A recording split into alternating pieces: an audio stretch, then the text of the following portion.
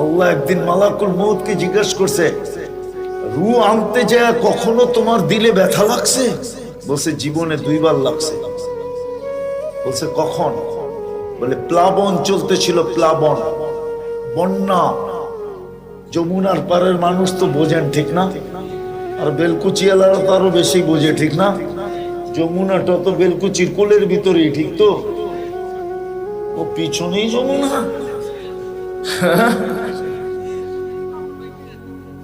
পিছনেই যমুনা, ঠিক না? হয় প্লাবন চলতেছিল, এক গর্ভবতী নারী কাঠের উপরে বাসতেছিল। ওই সময় প্রসব করছে, চতুর্দিকে পানি আর পানি, পানি আর পানি। আল্লাহর হুকুম ছিল মাকে উঠায় নিয়ে আসো। জীব আল মাযাকুল মউত বলতেছিল আমার দিলের ভিতরে ঠক করে লাগছিল। চতুর্দিকে তো পানি, মাত্র তো জন্ম নিল, কাঠের উপরে মা চলে যাবে, বাচ্চা। আল্লাহ বলে শুনলাম তো প্রথম দিন, দ্বিতীয়টা শোনাও।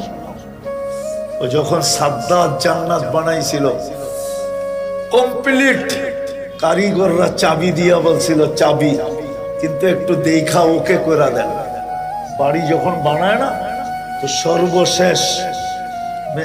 সর্বশেষ কন্ট্রাক্টর চাবি দিয়া বলে আপনি একটু দেখা ওকে করে দেন, ঠিক না? ওকে বোঝেন তো, যে আমরা কাজ ঠিক করছি। তো সাদ্দাদের হাতেও চাবি দিয়া বলছিল একটু দেখা ওকে করে দেন।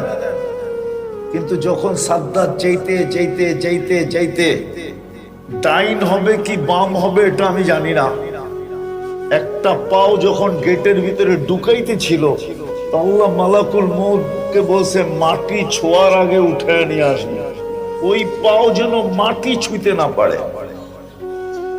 তো বলছে তখন একটু ব্যথা লাগছিল, যে বানাইলো এত খরচ করে, একটু চোখ দিয়ে দেখাইনি তো। আল্লাহ বলে শোন, ওই কাঠের বাচ্চাটাই এটা, কাঠের বাচ্চাটাই, কাঠের বাচ্চাটাই এটা। তো যেটা বলতেছিলাম, মউতকে মাঝে মাঝে